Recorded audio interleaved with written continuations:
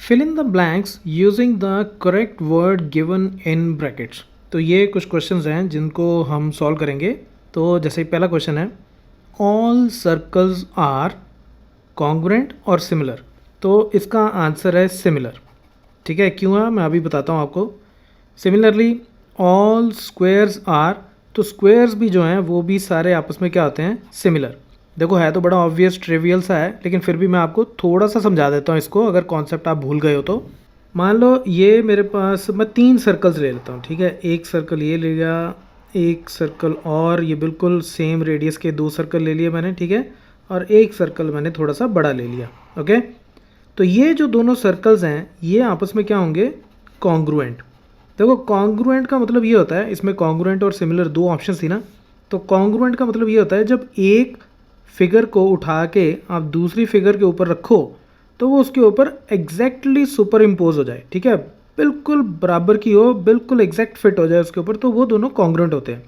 लेकिन सिमिलर क्या होते हैं, सिमिलर आप उसको ऐसे समझो कि जैसे ये वाला सर्कल है, इस सर्कल को अगर मैं स्ट्रेच करता जाऊँ या यूँ कह लो जूम इन करता जाऊँ, ठीक है, तो एक टाइम पे ये इतना बड़ा हो जाएगा कि ये बिल्कुल इसके ऊपर फिट हो जाएगा। ठीक है, अभी एग्जैक्टली उठा के रखूँगा तो नहीं फिट होगा, लेकिन अगर मैं इसको यूँ समझ लो कि मैं इसको स्ट्रेच कर रहा हूँ, तो स्ट्रेच करते करते ये एक टाइम आएगा जब इसके ऊपर फिट हो जाएगा। या यूँ कह लो कि इसको अगर मैं कॉन्ट्रैक्ट करता जाऊँ, छोटा करता जाऊँ, तो एक टाइम पे ये इसके ऊपर एग्जैक्ट फिट हो जाएगा।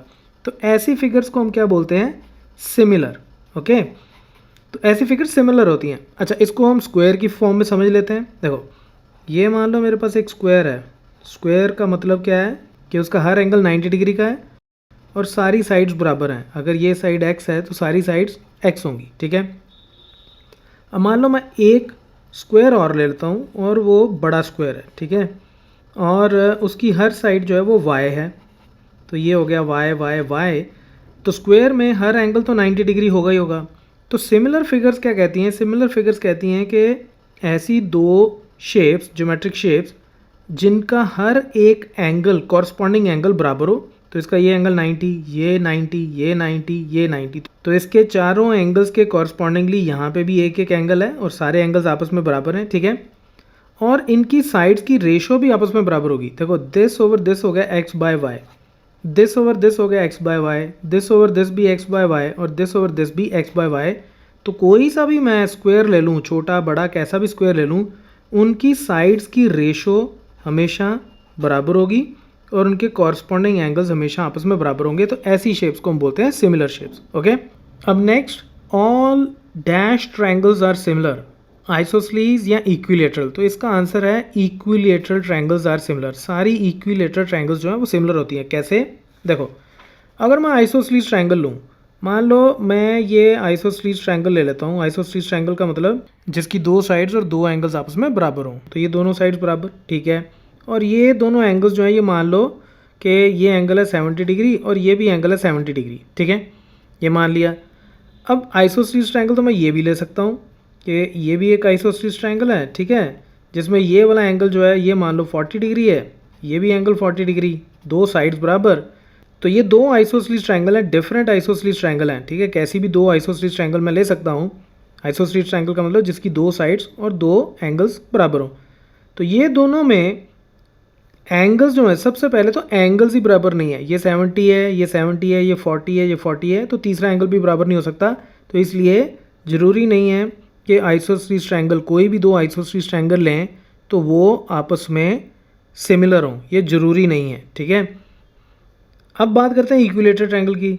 इक्विलेटरल ट्रायंगल का मतलब जिसकी तीनों साइड्स आपस में क्या हों, बराबर। ठीक है, तो यानी कि ये साइड अगर x है तो ये भी x होगी, ये भी x हो गई, और एंगल हमें पता है कि एंगल हर कोई क्या होगा, 60 डिग्री। इक्विलेटरल ट्रायंगल के तीनों एंगल 60 डिग्री के होते हैं। अब मान लो मैं एक बड़ी इक्विलेटरल ट्रायंगल ले लेता हूँ। ठीक है, तो ये मैंने एक और इक्विलेटरल ट्रायंगल ले ली जिसमें ये साइड y है, तो ये भी y होगी और ये भी y होगी। इक्विलेटरल ट्रायंगल तीनों साइड बराबर होंगी और एंगल हमें पता ही है कि 60 डिग्री होंगे, तो एंगल सारे ही 60 डिग्री। तो इसका मतलब इसके तीनों एंगल्स इसके एक एक एंगल के बराबर है। ये 60, ये 60, ये 60, 60, 60, 60, तो सारे एंगल्स आपस में एक दूसरे के बराबर, कॉरस्पॉन्डिंग एंगल्स बराबर हो गए। और रेशो क्या हो गई साइड्स की, इसकी रेशो इसके साथ x बाय वाई, इसकी इसके साथ x बाय वाई, इसकी इसके साथ x बाय वाई। तो कोई भी 2 इक्विलेटरल ट्रायंगल आप ले लो, उनके कॉरस्पॉन्डिंग एंगल्स आपस में बराबर होंगे और कॉरस्पॉन्डिंग साइड्स की रेशियो हमेशा इक्वल होगी और यही सिमिलर होने की डेफिनेशन होती है। ठीक है, तो ये भी हो गया। आगे बात करते हैं। To polygons of same number of sides, तो चाहे 4 साइड हो, चाहे 5 हो, चाहे 6 7 8 कितनी भी हो, तो 2 पॉलीगन्स हैं जिनमें सेम नंबर ऑफ साइड्स हैं। ठीक है, सेम नंबर ऑफ साइड्स हैं, are similar if their corresponding angles are equal. ठीक है, and their corresponding sides are proportional. Proportional का मतलब क्या होता है कि सेम रेशो में है। ठीक है, जैसे अभी अभी हमने इक्विलेटरल ट्रायंगल की जैसे हमने बात की थी। ठीक है, अभी अभी हमने इक्विलेटरल ट्रायंगल की एक एग्जांपल ली थी, तो उसी तरह से मान लो ये मैंने एक 6 साइड की एक और पॉलीगन ले ली, डिफरेंट लेंथ भी हो सकती है इनकी। तो अगर मैं एक और पॉलीगन ले लूँ और उस पॉलीगन में ये थोड़ी सी मैं बड़ी पॉलीगन ले लेता हूँ और उसके अगर ये एंगल इसके बराबर हो, ये एंगल इसके बराबर, ये एंगल इसके बराबर एंड सो ऑन, और इस साइड और इस साइड की रेशो इसकी और इसकी रेशो के बराबर, इसकी और इसकी रेशो के बराबर, इसकी और इसकी रेशो के बराबर, इसकी और इसकी और इसकी और इसकी, तो ये सारी साइड्स की रेशो आपस में बराबर हो, तो ये दोनों फिगर्स क्या हो जाएंगी, सिमिलर फिगर्स। ठीक है, अब देखो इसके बारे में बहुत डिटेल में जानना हो सिमिलर और कॉन्ग्रुएंट के बारे में, तो जिस ट्यूटोरियल का लिंक मैं टॉप राइट कॉर्नर में दे रहा हूँ उसको जरूर देख लेना, उसमें मैंने बहुत अच्छे से एक्सप्लेन कर रखा है इन दोनों में क्या डिफरेंस होता है। Okay, next question, give 2 different examples of pair of similar figures. तो देखो अभी अभी हमने बात की थी कि कोई भी 2 सर्कल्स ले लें, कोई भी 2 सर्कल्स छोटे बड़े रेडियस के, वो हमेशा आपस में क्या होते हैं, सिमिलर। कोई भी 2 स्क्वायर ले लें तो स्क्वायर भी हमेशा आपस में क्या होती हैं, सिमिलर फिगर्स। एक छोटा स्क्वायर हो, एक बड़ा स्क्वायर हो, किसी भी साइज़ के 2 स्क्वायर्स ले लो, वो हमेशा सिमिलर फिगर्स होते हैं। ठीक है, अब बात करते हैं नॉन सिमिलर फिगर की। तो पेयर एक बताना है नॉन सिमिलर फिगर का, तो मान लो एक मैं स्क्वायर ले लेता हूँ, ठीक है, और एक मैं रेक्टेंगल ले लेता हूँ। ठीक है, एक रेक्टेंगल जिसकी लेंथ और ब्रेड्थ आपस में बराबर ना हो, यानी कि वो स्क्वायर ना हो, तो ये कभी भी सिमिलर नहीं हो सकते, क्योंकि एंगल चाहे सबके 90 डिग्री हैं इसमें, लेकिन साइड्स की रेशो आपस में सेम नहीं होगी। इसके अलावा आप ये एग्जांपल ले सकते हो कि एक आप स्क्वायर ले लो, ठीक है, और दूसरी आप एक पैरेललोग्राम ले लो जिसके एंगल्स जो हैं वो 90 डिग्री के ना हो, राइट। तो ऐसी कितनी भी आप शेप्स बना सकते हो, एक स्क्वायर ले लो और एक ट्रायंगल ले लो, तो ये दोनों भी आपस में कभी सिमिलर नहीं हो सकते, क्योंकि इसमें तो पहले साइड्स ही डिफरेंट हैं। ठीक है, तो ये भी नॉन सिमिलर फिगर्स हैं। ओके, तो ऐसी कैसी भी एग्जांपल्स आप दे सकते हो। Next, state whether the following quadrilaterals are similar और नॉट।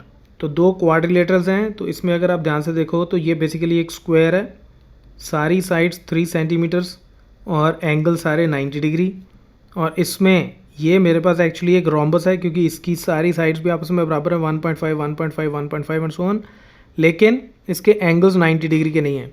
तो यहीं से ही हम कंक्लूड कर देंगे कि इसके जो एंगल्स हैं वो 90 डिग्री के नहीं हैं, इसके सारे एंगल्स 90 डिग्री के हैं, तो इसके कॉरस्पॉन्डिंग एंगल्स आपस में बराबर नहीं हैं, तो इसलिए these are not similar figures. हालांकि इनकी साइड्स की रेशो सबकी बराबर है 1.5 और 3 सेंटीमीटर, तो यानी कि 3/1.5 3/1.5 3/1.5 3/1.5 साइड्स सेम रेशो में हैं, लेकिन एंगल्स कॉरस्पॉन्डिंग इक्वल नहीं है, इसलिए ये सिमिलर फिगर्स नहीं हैं। So that's it from this tutorial. Keep watching Math Mafia.